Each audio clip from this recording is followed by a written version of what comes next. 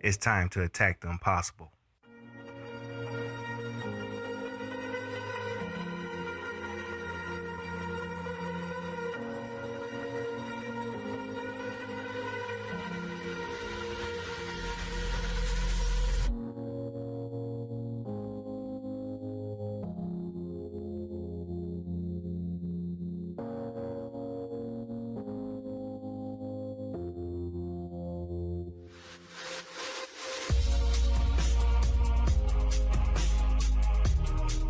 So, what will you do with the moments that you have left?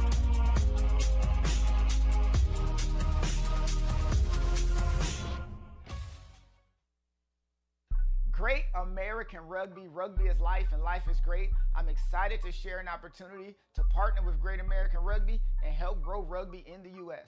Sponsoring Great American Rugby gives your brand exposure to a passionate rugby community, whether through logo placements, social media promotions, product giveaways, or brand collaborations. We can find the right fit for you. Here at Great American Rugby, we know that all businesses are different, so we're open to negotiating sponsorship budgets or alternative compensation that works for both of us. If you're interested, please fill out the sponsorship interest form. It'll only take a few minutes, and I'll personally reach out to discuss the next steps. Let's build something that benefits your brand while growing rugby. Thank you for your support. Let's grow rugby together. Rugby is life, and life is great. Be great. The episode here of That's All I'm Saying. This is episode 5. I am your host, Max Stylage, your neighborhood hoop hero, baby. We want to give a special thanks to all our sponsors here. Let me get this down here. The Great American Rugby, Steelwear Athletic brand, and today is a special day. Today is a special day, ladies and gentlemen. We are going to go live on IG as well as on YouTube. Now, I've been having a lot of people talking about this LeBron Jordan thing. Okay, I get it. 10 years of getting to the finals is not the ideal goal. I understand that, right? Jordan won 6 times. 3, he quit. 3 again. I understand that, right? But the point of it all is being the greatest basketball player ever, right? That's the conversation. Who's the GOAT? The greatest ever. Not on the greatest team, not having the greatest record, the greatest ever. That's the point. And in that time frame, what have you done? Now, Jordan did have the crown. He did. I'm not taking nothing away from Jordan. He had the crown. He had to get it from somebody, right? Who had it first? Kareem. You have to get it from somebody. The only thing that Jordan didn't do to solidify himself as the GOAT was to get to the 50,000 points. He has everything else. The 50,000 points is the crown jewel. That's what matters the most because that's when you're at the top of the game. When you look at the stats in the books, yes, eye test matters, but when you look at the books, the black and white never lies. Who was at the top of the food chain for 50 years? It was Kareem. It was Kareem. It was Kareem. The only person to ever get close is LeBron James. Now, it's tit for tat. It's tit for tat. I get it. I do. I understand. The love and the obsession for Jordan is there. I love Jordan too. Okay? Some think I don't, but I do. Okay? Jordan had a great run. A dominant run. And he dominated in his own fashion. And we marvel at it. It was wonderful. But when a new form of dominance comes, you have to acknowledge it. You have to acknowledge it. And by acknowledging it, you understand that the torch has been passed. Okay? The new NBA is not allowing you to stay on the same team forever. Nobody's doing that no more. The last who do it is Steph to be successful. Nobody else is going to do this. This new crop of kids is going to adopt the LeBron James way of doing things. If it's not working out with this business partner, the franchise, then we're going to leave. We're going to go where it works. We're not going to try to stay and figure it out. That's not the goal. Why waste your prime years stuck when you can go somewhere else and flourish? That's what KD did, and we killed him for it.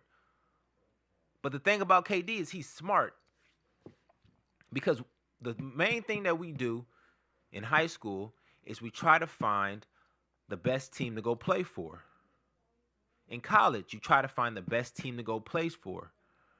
In the NBA, you just get drafted to a team. You don't go looking for the best team. You don't do that. Everybody wants to play with a great team. It's a fact. Playing on a great team helps your greatness shine even more. That's why Kevin Durant went to the Warriors. You know? That's why LeBron James jumps and goes place to place to plant his flag and see who's going to come on this ship with me. If Jordan could do it, he would have did it too. He just so happened to have the best team where he was. You know? That's it. Now, like I said, KD was smart. He left. He went to a great team to enhance them for one purpose and one purpose only: to beat LeBron James. That's it. If it wasn't for them wanting to beat LeBron so much, you think they would have teamed up? It doesn't make any sense. Why team up if there's nobody to beat? Like, you have to have a nemesis. And the nemesis was one man. Not three. Not the three musketeers over there in the Bulls. One man. Solo. Grabs a unit and he makes it work. You don't have to build when you are the builder. Come on, man. Y'all killing me. Now, there's a story out there. Chris Mullin, I seen it today. I put it on my story. Chris Mullin said when they were juniors in college, they played against the USA basketball team or the Olympic team, something like that. But all the greats are on there because they are already in the NBA. Magic, Bird, Isaiah. He said that by far Jordan was the best player, a junior in college, playing against pros. By far, he was the best player. It's a great story. LeBron has the same exact story told by Ron Artest and Baron Davis. And who else was ever at there? He just told the same story. At 16, he's playing against prime Jordan in a pickup game. And he's untouchable. Isn't that more impressive? Isn't that the sign of a GOAT? Come on, bro. The man has been doing it since 16. He could have went to the league at 16. That could mean that the league was watered down. I could say that. That could mean that the guard play in the NBA at that particular time wasn't ready for a young sprout like LeBron James. Heck, the NBA wasn't ready for Michael Jordan when he came in the league either. That's why when they first saw him, they crowned him the greatest, because he was doing things that they've never seen. The same exact thing that we did for LeBron James when he came into the league. It's a cycle. It's a cycle. We just haven't seen this cycle this good this soon. We wanted to crown Kobe, R.I.P. Kobe. We wanted to crown Kobe. We did crown Kobe, but he's too similar to his GOAT. So you can't call Kobe the GOAT when you're too similar to the original GOAT that you're trying to be like. The GOAT has to have his own form. That's why Kareem was the GOAT first. Center, skyhook. Then Jordan, guard, fadeaway. Now LeBron, forward, power. What else do you want? It's a cycle. Every position will show their GOATness in every phase of our lives. Right now, we're on the GOAT of LeBron James, the power forward GOAT. Let's move on from Jordan, okay? Let's move on from the past. I love his shoes. But let's move on and let's go ahead and give this man his crown, because the one thing that we want to do as basketball players, the one thing that we wish,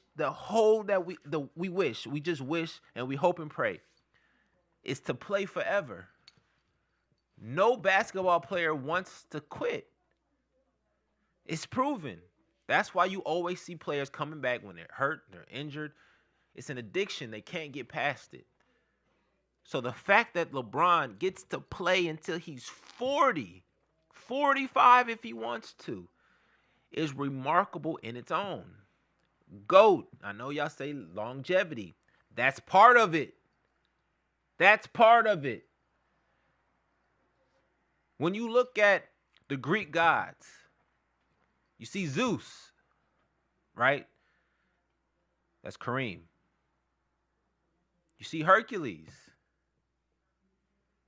That's LeBron. But you also see Achilles. It's not Kobe. It's Jordan. Cut short. He had an opportunity to do great things, and he squandered his opportunity. Why did he quit 2 times? You tell me this. Is it because of gambling? No. He quit because he could quit. He's arrogant. He's cocky. He's Jordan. He ran the world. I can quit. I can come back. I can do it again. I can quit again. That's what greatness does. He puts it in your face. But if Jordan would have stayed those 2 years, him and that team could have won 10 NBA championships. We know this. Everybody knows this. 8 at the least. But at least 10.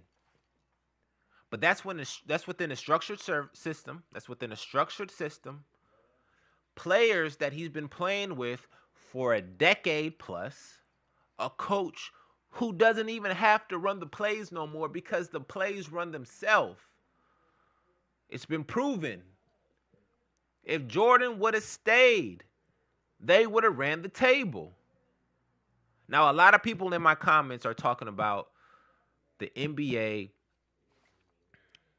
has more money now, and they want to see other players flourish.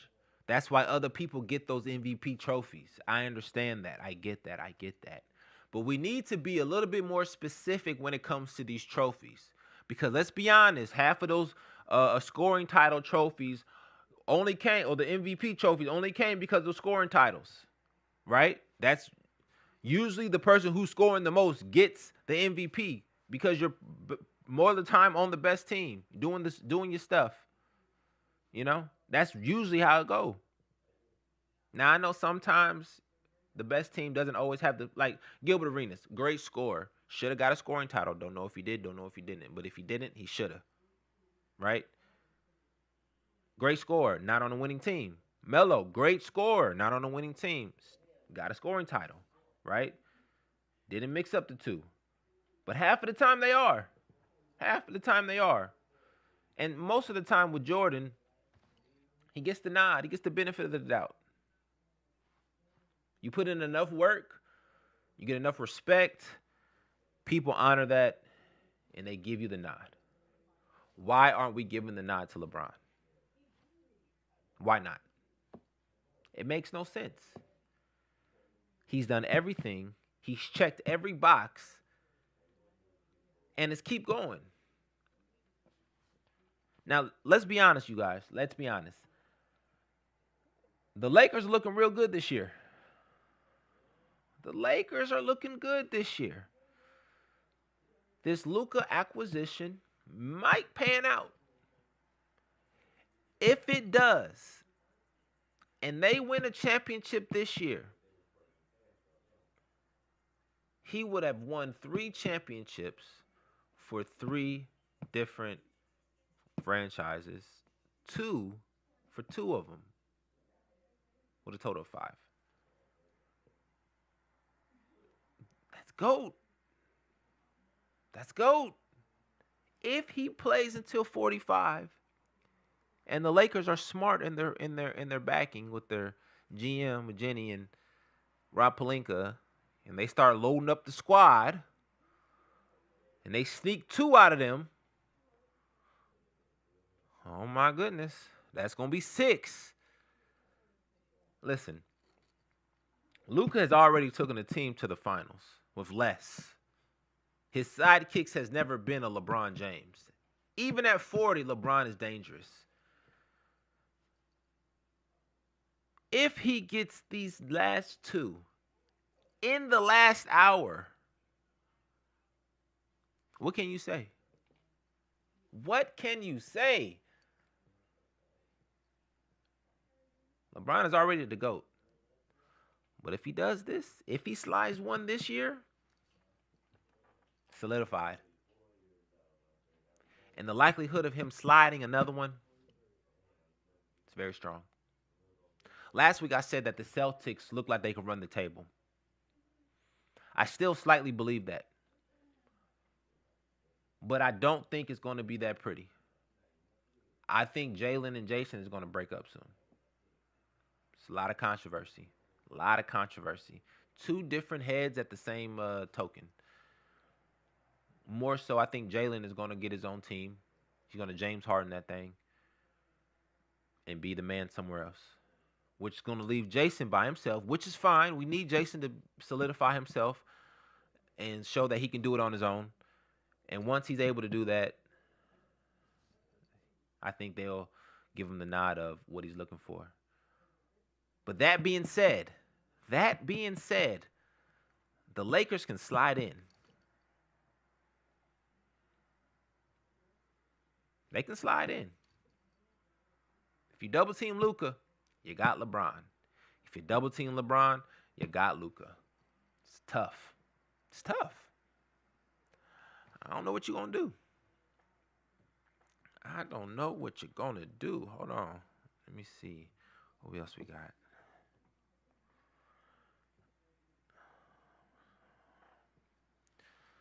Now, I was asked this question. One second. I was asked this question earlier today. Who had the better career out of OKC? James Harden, Kevin Durant, or Russell Westbrook? Now, that was tough. Now, out of those 3, they all have an MVP. Scoring titles. Kevin Durant only has the title. Well, Russell Westbrook has the title too. Give me 1 second. 6, 8, 7. We're going to have a call here in just a second.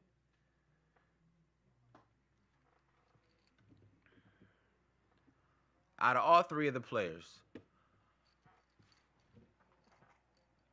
the most impact, I would say James Harden had the most impact.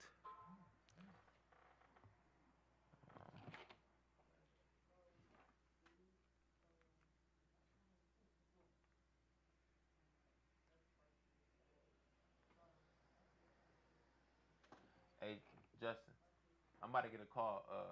Is this the phone? What's the code?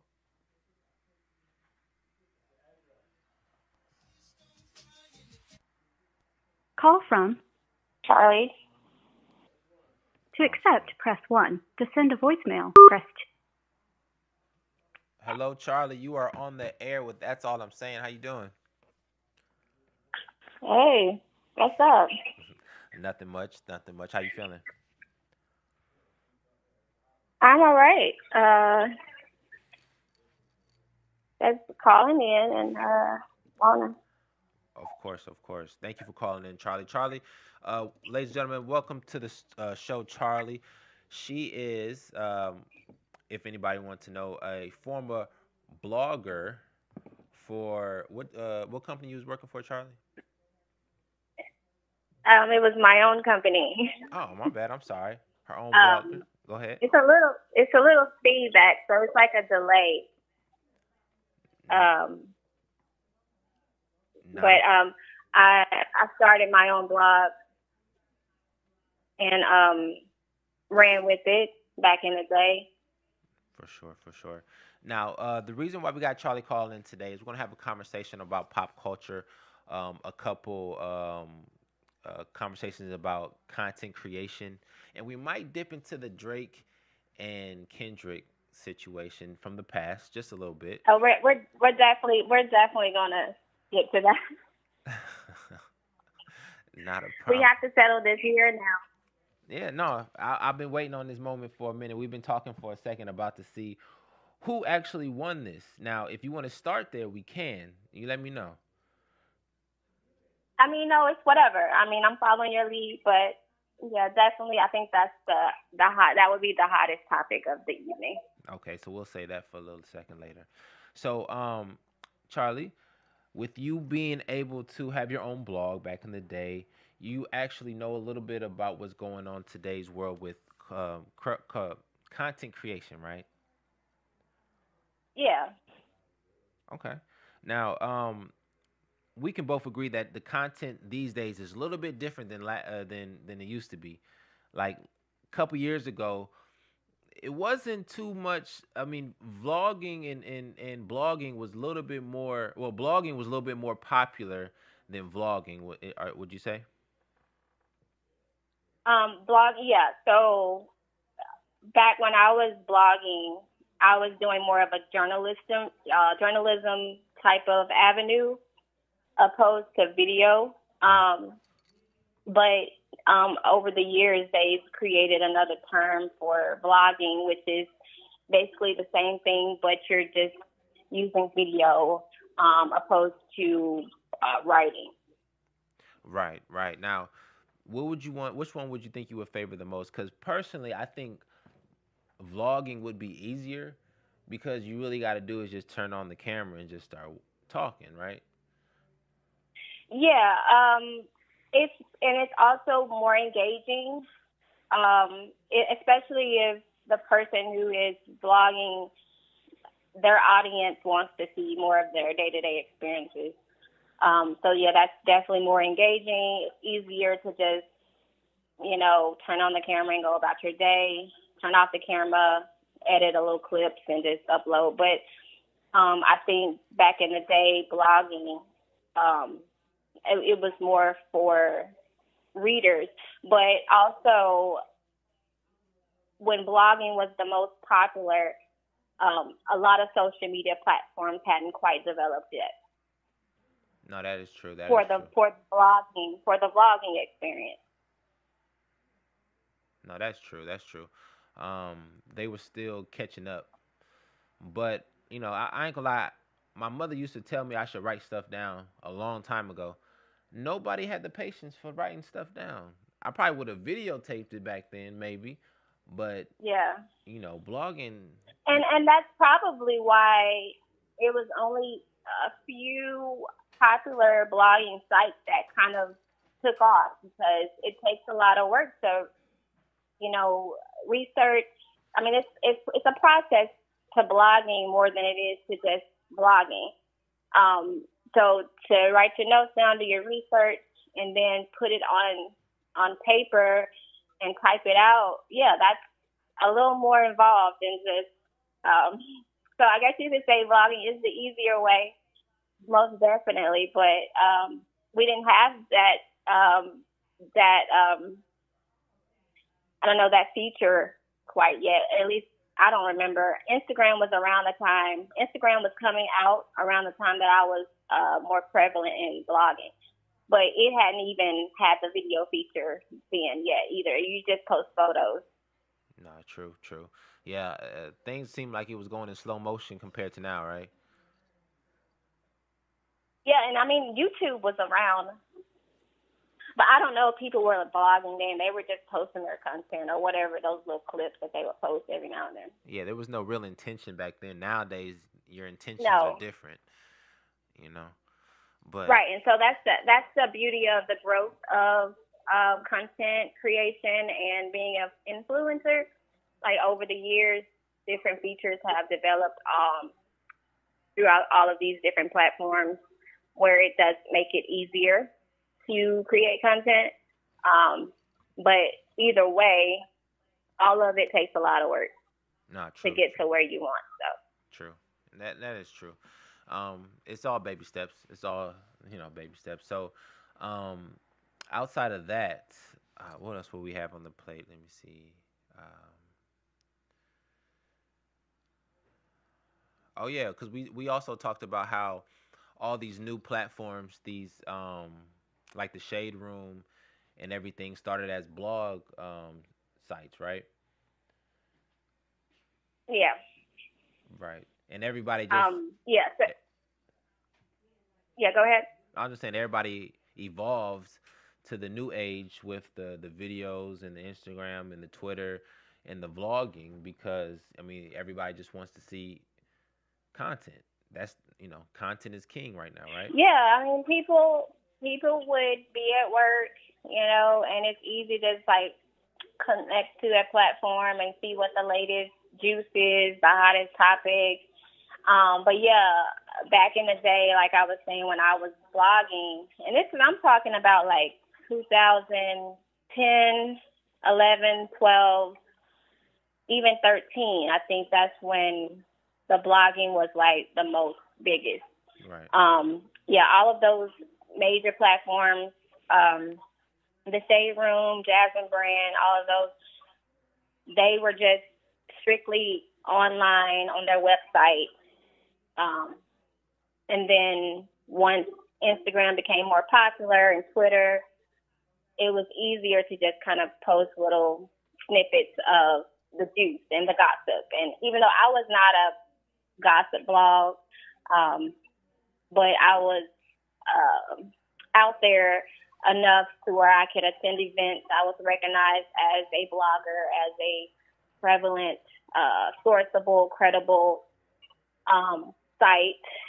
But that was when it was the I guess the most popular for blogging. Right. That's when it was at its And peak. then and then after that, Instagram developed more features, and all the other sites developed more features where you could kind of expand with developing or producing the latest tea.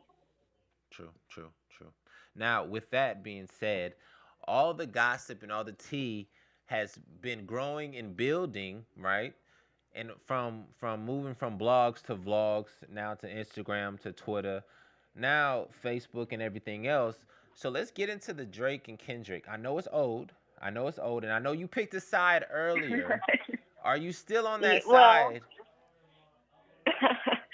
I am standing my ground, and I'm going to give you the reasons why I'm standing my ground. And And who yes, are you? Who are as a you with? Hold preface, on. Who are you with, Charlie? Who are you? okay, you want me to start out there? Yeah, yeah. Go ahead. Pick your side.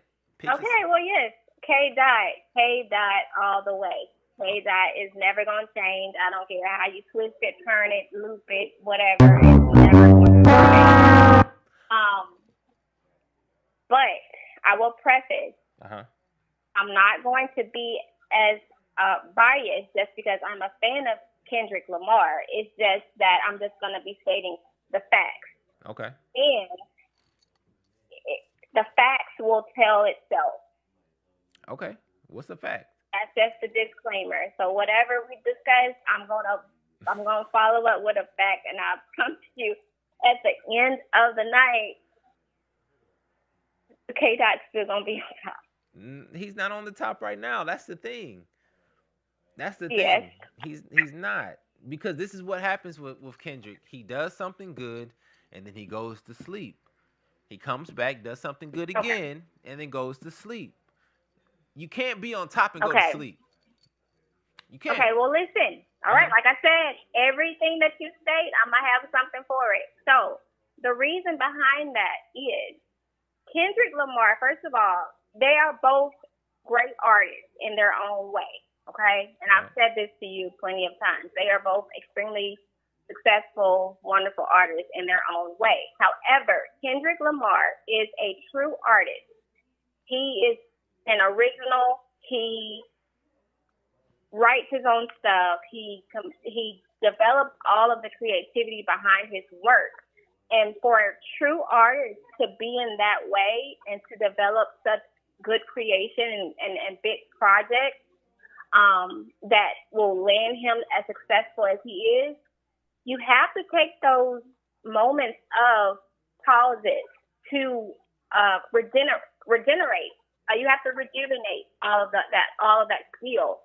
No. You will produce something so powerful, so rewarding, and then you have to decompress and rejuvenate. So that is what I think you're referring to, and that's what any artist, Let me if they are true artists, that's what causes Charlie, that. I hear you. I respect that opinion. I respect that opinion. Yeah. What I'm going to say first is Drake writes his own stuff. Everybody. No, he does not. Yes, he does. He doesn't write everything. No. He doesn't write everything. Everybody has a reference. Everybody has references. Kendrick has a reference. I guarantee you, everything that he says is not from his brain.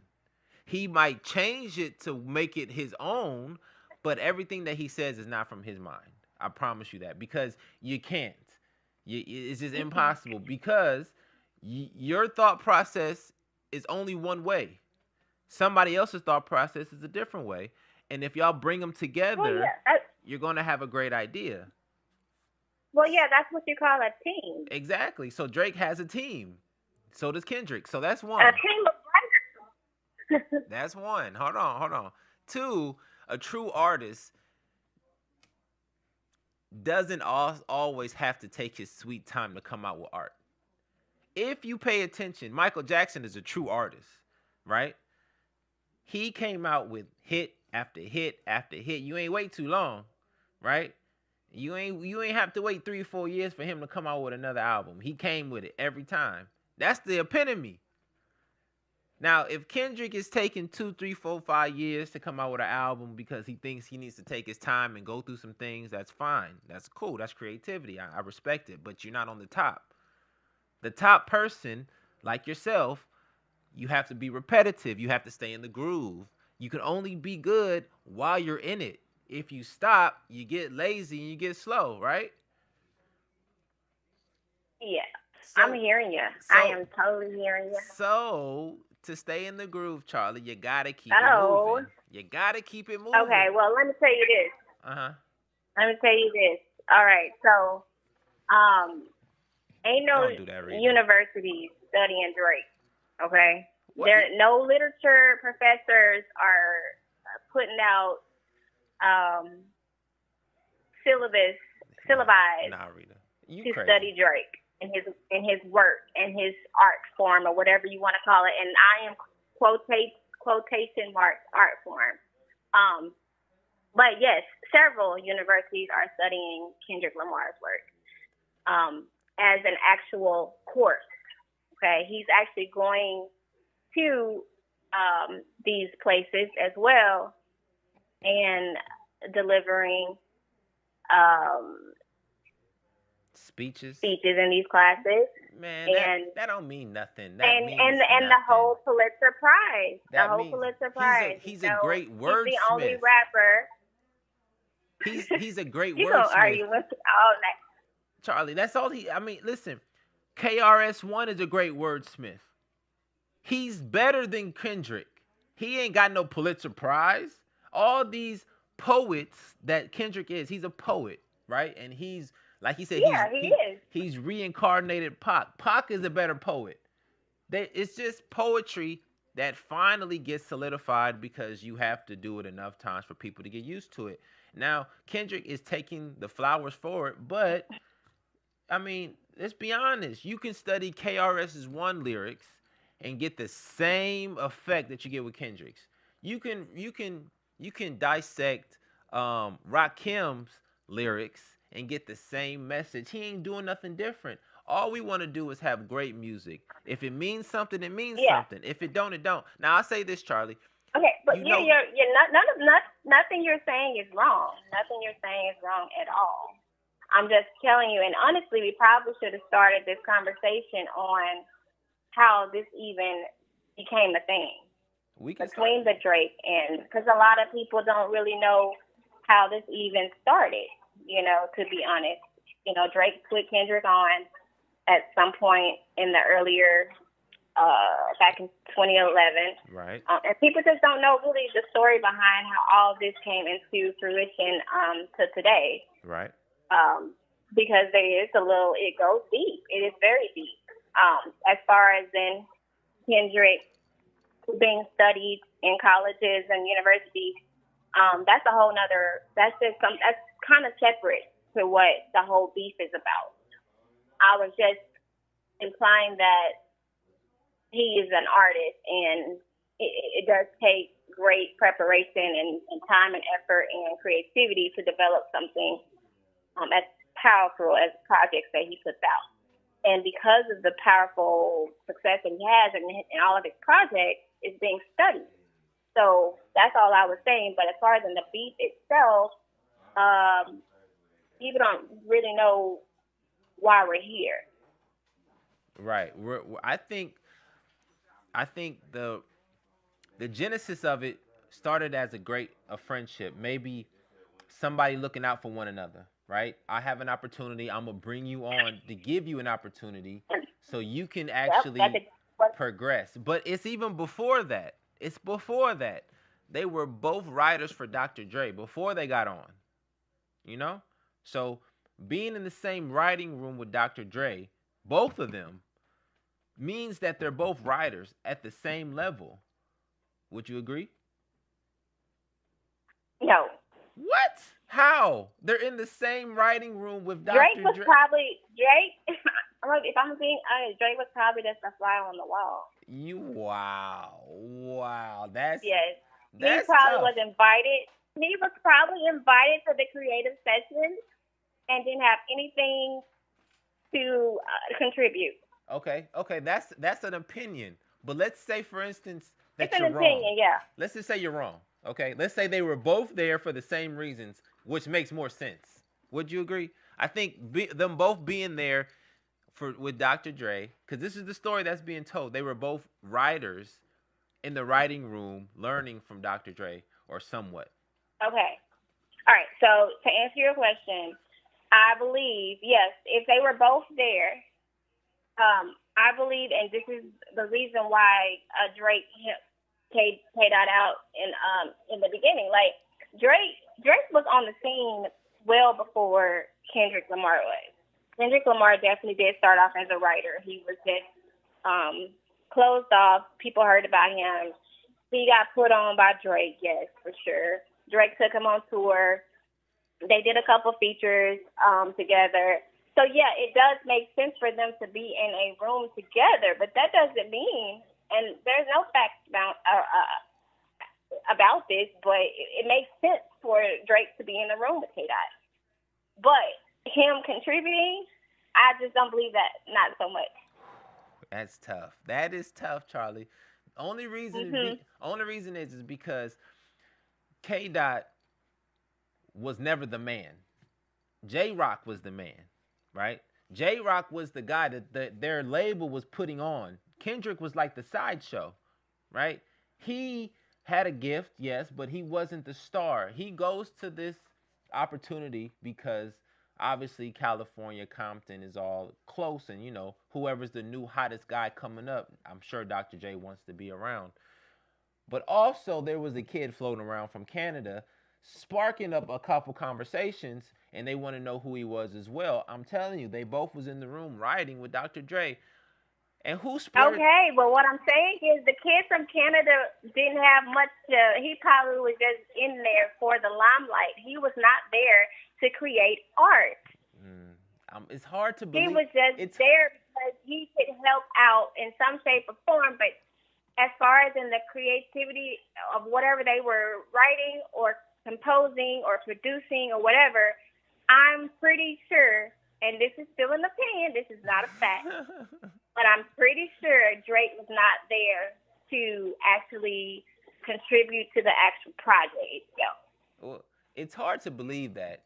It definitely is hard to believe that. Okay, all right, let's move on. We got to move on. Okay, we're gonna move on, and we're going in chronicle order. Okay, so they're both there. Boom. Somebody pops off first. And what year was this? What year was this? But when they were in the room. That's it. So, Yes, with Dr. Dre. so let's say Drake popped off. Let's look. I think he popped off in like '07, right? Okay, so yeah, these are kids. Hey, Yeah. whatever. '07 he popped off, and then so it had to be before that, '05, '04, something like that. Okay, let's just say that, right? So somebody pops off faster than one. Let's be honest, we know who that was. Goes to Young Money, does his thing, and while he's there, on his third album, I think, Take Care was his. Take Care, that was the album. Yes, Take Care was either his second album, right? Which is, I'm not sure, but it's the one that really did the best right in the beginning. right. He had the Grammy nomination mixtape, then he had his first album, and then he had Take Care, which right. I believe and he got a was Grammy on that interlude. And I believe he got a Grammy for that as well. And he brought Kendrick on in that album, right, and then took him on tour. Right. Now the story was that they didn't want Kendrick to come on tour. They didn't want him. But he vouched for him. Where you getting your sources from? My sources are coming from these Instagram videos. From other people saying it. I'm quoting what they said. Who's Instagram? See, you're not in the algorithm, Charlie. You're not in well, obviously. I'm gonna start sending you these videos so you can see it as well. So the story the story was told that they didn't want him to come on, but he vouched for him to come on tour. And that's when you see the video of Kendrick Lamar saying, I appreciate Drake for letting me come on this tour for the big homie, yada, yada, yada, and blah, blah, blah, early on, I do remember seeing something like that, yeah. Yeah. But not that he wasn't, like, they didn't really want him on there. The story that I heard in all the videos that I watched was that Drake really vouched for ASAP and Kendrick to be on that tour. Correct. Because his team, his management team, wanted an R&B artist, but he vouched for a rapper. Correct. And ASAP and Kendrick were the ones that he wanted so much on that tour that he really fought for. So watched the same video. That's the story that I got. Yeah, we watched the same video. I said the same thing. They didn't want him on the tour. He vouched for him. They put him on. Same thing. So, no, the way you worded it, though, you made it seem like Drake didn't want him on the tour. No, not Drake. You didn't say. You need to clarify. You need to clarify who you're talking about. No, I said they, meaning his management or whoever, not Drake, because Drake put him on. Okay, yeah. All right. So we're on the same page. Right. Okay. So then we're gonna fast forward a little bit. In the years of then until let's say now, there's been some controversy in hidden messages, lyrics being told, hit songs made about one another, and a lot of pettiness been going on. So this has actually been coming out for a while. This has been coming to a head for a long time, and finally it exploded to the point where make sure hold on. Okay. Before you continue, make sure you state who was doing the subliminals. Both of them. Hold on. One of his hit songs is called. Are you sure? One of his hit songs is called "Be Humble." He's talking directly about Drake. He is not. Yes, he is. That's the whole point of the song. Be humble, because Drake was on top, and he was telling Drake to relax, be on top, and be humble. Okay, but I'm talking about the little small. It seems like after I don't know what happened after the whole fucking problems, ASAP Drake Kendrick song with 2 Chainz. Something happened after that, and that was the last time that they had a record together. Something happened, and ever since then, Drake just threw in very secretive, hidden lyrics within all of his songs, like sporadically. Yep. Now, if Be Humble is centered around Drake, cool. But Drake was coming for him just little stuff. And we're going to discuss it later in a song that people can relate to today. No, because he calls that out. For sure, for sure. I believe they both been poking the bear. They both been saying subliminal things with throughout the years. And again, this is all coming to a head just of late. Now, I don't know who started this war. I don't know who started the war. Drake. Nah, it can't be. Yes. It can't Drake. be. Listen, okay. Drake has started every single thing with everybody. Okay. The thing is, Drake has connected with all of these artists over the years. Okay, but from we can only we can only see like just what they produce, what they put out or whatever. But on the inside, the people don't really care for him for real. Okay. But Drake has always started his beef. He has always started his own beef with everybody. And at some point, people shoot back at him so critically because they know stuff about him. Charlie, you can't bite the hand that feeds you. He always starts his own beef. You can't bite the hand that feeds you. You cannot, Charlie. Well, fuck that. No. You can't. You can't. It's the rule. It's the rule of nature. It's the rule of nature. If I'm feeding you, if I'm putting you on, if I made you who you are and made you more money, you can't just. But that's the whole point. The inside. We don't know the inside. We don't know the inside of the rap game. He's doing things to these people that like, hey, I don't care if you put me on or not. I got shit on you. And if you want to come for me, I'm coming for you harder. And every single time he does that, people put out this mega information on him. That's how we learned about his fucking son. From Pusha T. He came for Pusha T. Pusha T is trying to marry his bride. Ain't bothering nobody. Okay, we ain't got there yet. But yes, Drake starts his own shit. I'm sorry. He is not starting. I believe that there is a narrative on him that the man is weak. Like he's shysty. Yes. And it's sensitive. That's the real word. I can agree. He probably is sensitive. I can agree to that. But I can surely say this. Sensitive people usually don't start things. Okay. I'm just saying. They just, they're sensitive. But I will say this. The man is clever enough to put him in songs, but he don't title him towards people. The only song that he would say that I would say was towards a lot of people was No Friends in the industry. And he didn't say no names, but that's clear as day. Ain't no friends in the industry. And you can see that to him today. Well, okay. Next. Okay, so we're moving on. Now, the beef has been going on for some years. As we continue, you will realize that Drake is the common denominator in all of this, okay? You will realize that he's the common denominator in all of the rap beef. The only common denominator is that he was number one the whole time. If he was not number one, all this stuff would not matter. But if you're at the top of the food chain and you're buying people's contracts and you're buying companies and you're buying, what's it called? The rights to their music, of course you're going to be upset. This is what Michael Jackson did to the Beatles, and they were upset when he bought their catalog.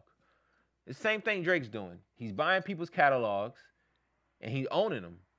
They don't want that. But they can't help it because the man is a billionaire. Now, let's keep it moving. He's been going. They've been having beefs, right? There's been problems.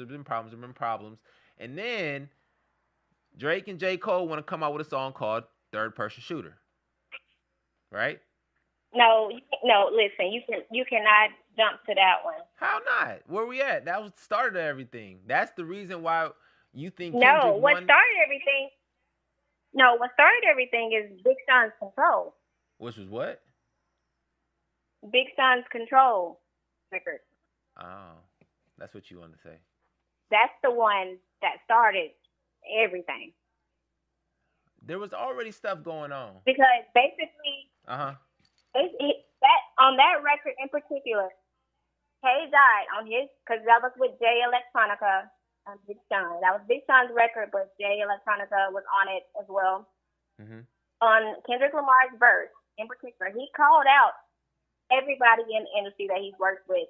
He even calls out Big Sean and Jay in that same record and said that he was coming for the crown. In so many words, he was coming for the crown. That is what started this off. Who had the crown at the time? No, I mean, probably Drake. I'm not sure, but he called out a host of people. He called out everybody. You have to go back and listen to that record. He called out so many people in that song, but he is saying, I'm coming for the crown. But that's not a lyric, but in so many words in his verse, he said, I'm coming for y'all. Yeah, so what? Also indicating that I love y'all, but this is business for me. This is, I have not shown my potential quite yet, but I'm coming. Okay. So he's like the little engine that could. Oh, God. He coming up the mountain because Drake is already at the top. That's what I'm trying to say. Yes, and so Drake took offense to that one. Drake took offense to that one, okay? He took a shot. So, yeah, yep. Listen. Now you can continue. If you're at the top of the mountain, Charlie, if somebody's trying to come up there, ain't you going to kick a couple rocks down there to see if they're going to make it through? But that's what makes it fun. It's a competition. It's business, like he said. And Drake he's too sensitive for it. He's too sensitive for it, and that makes it lame. It makes it weak. It just makes it like not fun. Like if you're not going to just like have fun with it, then get the fuck on. Nah, see you got it backwards. You got it backwards because if I'm at the top and I hear a little sprout talking about he want to come for me, come on up. Let's see if you can handle it. Come on up. And this is what he did. He actually came up to the top for a second. And we just saw that. So we're going to keep it moving. The control verse, Kendrick said he's coming for the top. Well, listen, but we're not at first person shooter yet still. Explain. So after that one, after control, Drake puts out Duppy Freestyle. Duppy's Freestyle that targets Pusha T. Okay. Drake calls out Pusha T, fiance at the time, calls out full name, and Pusha T comes back with the story of Adonis, and that's how we found out about his son in 2018. Remember? Yes, but before that, the whole reason why Pusha T was even involved is because Drake and Kanye was at odds. And why was Drake? I'm just saying.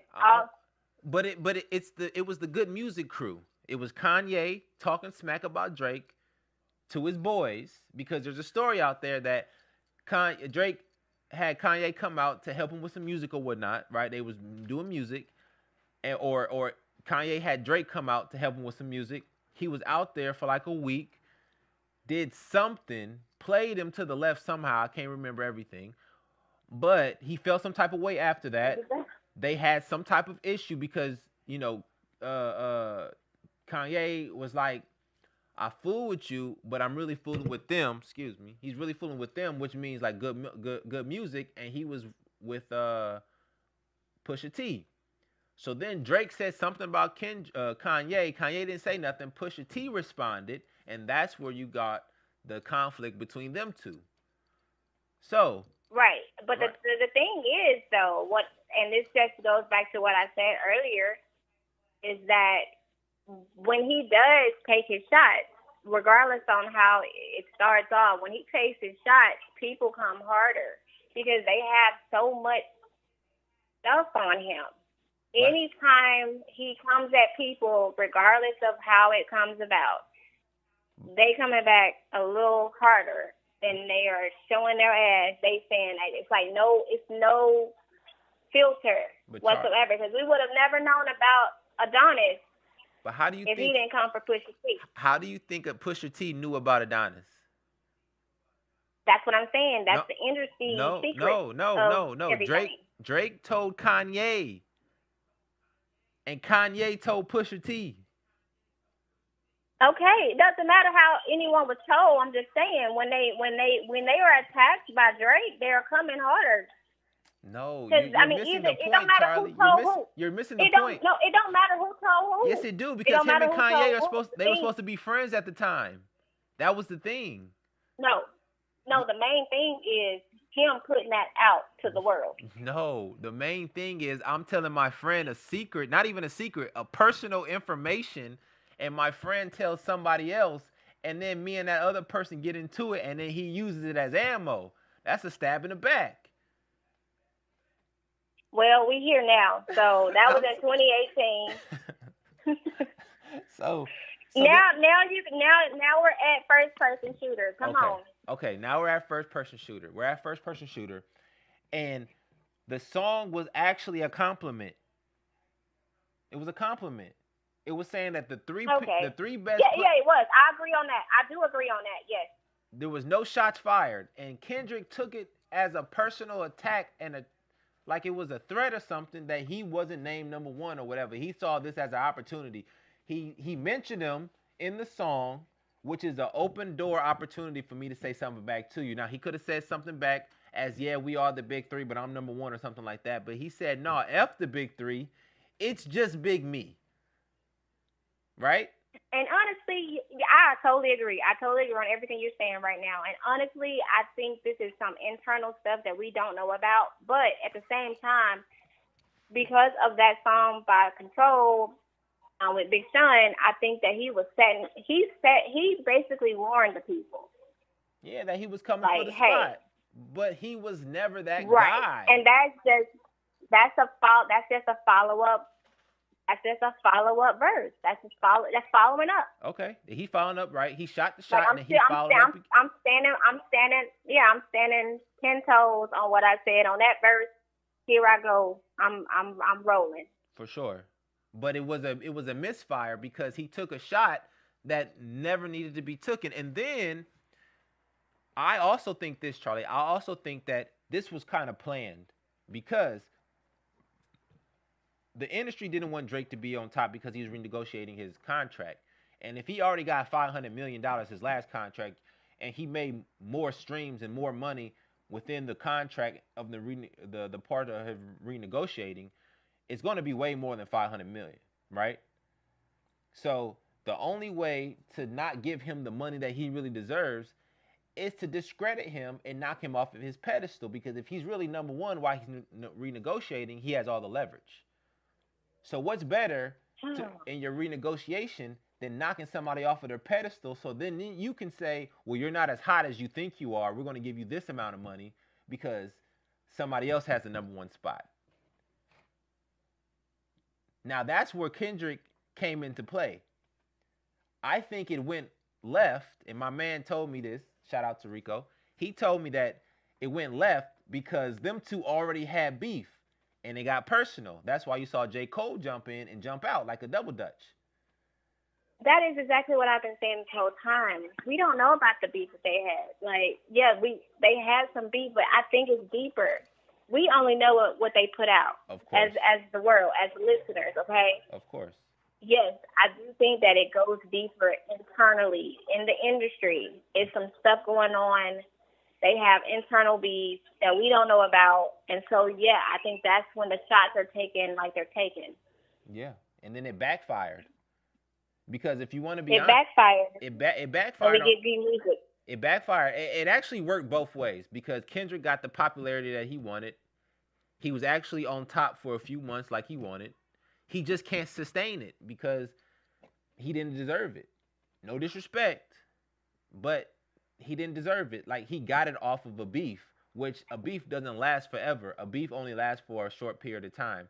And once that beef goes away, you need to sustain that hotness. And your music is supposed to do that for you, and his music did not. So that's why. And also, I mean, even. With the whole first-person shooter, yeah, I agree with. I felt like they were trying to set it up as like not a setup, but like, yeah, we are just the big three. We came in at our prime. We're doing well. And yeah, Kendrick was on his own thing. But I really feel like I said, some internal stuff behind that. Sure. And so when he said fuck the big three, it's just me, I felt like that was also like a foreshadowing to all of this. Even the video itself. The video itself with the whole Super Bowl content, like, if you pay attention, like it's like a precursor, foreshadowing of the events of what's happening now, or what happened, him being at the Super Bowl this year. So it's kind of very artistic. It's very artistic. Why did Dre have to come from Metro? Now that's just a sidebar. Why did Drake have to come? That's a side pellet. The only reason why Drake and Metro had the little issue, from what I was told and what I heard, is that Drake supposedly wanted a beat or some music from Metro. Somebody passed in his family, and Drake wasn't as sensitive as he should have been towards the time frame of why he didn't send the music over in the manner he did. And I guess Metro took it as an offense, and they had words. So that's what I heard. Okay. Who knows? I don't know. All right. Well, I mean, he didn't have to say it like that in his song "Push Us," but okay. So why do you think? Why? Because I mean, he said Metro set your whole ass up and make some beats. Some drums. Yeah, make some drums. Yeah, but see, Metro did that though. Drake gave him an alley-oop. Oh. And then Metro did it right after and sold the hell out them drums, that beat. The BBL Drizzy. Yeah, the BBL Drizzy. I mean, listen, if it wasn't for Drake, none of these niggas was going to get the money that they got. You know this, right? Anyway, why do you think J. Cole apologized? Huh? Deleted his song and apologized. Why do you think? Like, for real, like, because I really always thought that they were like the closest out the crew. They could relate a little better. But why do you think I'm talking about J. Cole. Why do you think that he apologized after he put out his little diss? Because you have to commit. What was it called? He took it down and he apologized. Because you have to commit to so when it comes. And why didn't he want to commit? Because he knew that K-Dot was ripping. No. He didn't want to commit because you have to turn on a switch and not care what you say. He cares about what he says. J. Cole cares about what he says. Kendrick don't care about Drake, so he gonna say what he wants. Like when he said that Drake had a hidden child and Drake don't have no more kids, right? He just gonna put out false narratives just so he can make a song, just like the pedophile portion. How you know? Just like Adonis came out. I thought we were talking about that. How you know Drake ain't got it? Adonis came out, right? So why wouldn't the other kid come out if she or he was mentioned? Ain't no clause. I mean, listen. No, that's not how it works. That's not how it works. That is not how it works. So then why the boy come out? With these industry folks, if they want to keep a child a secret at all costs, it's gonna be a secret. Jay-Z got a kid. We all know who the boy is. It's not a secret. Listen, if you want to be seen and known, they gonna know.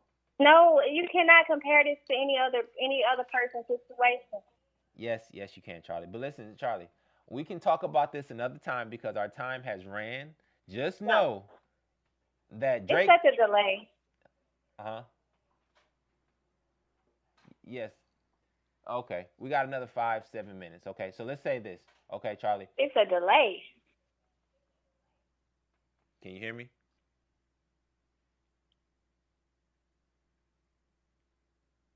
Well, Charlie, know this.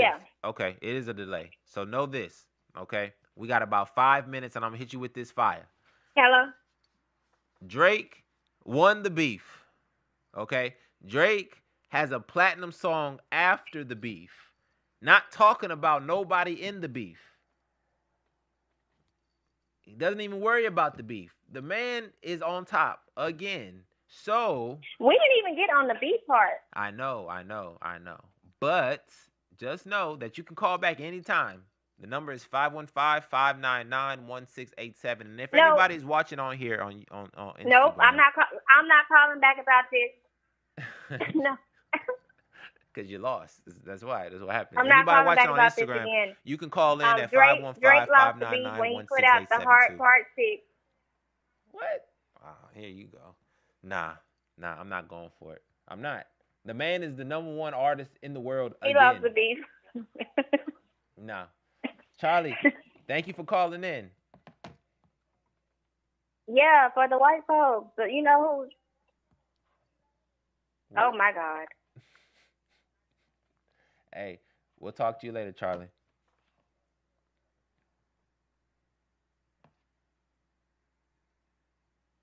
Yes, you stay being a Drake fan, okay?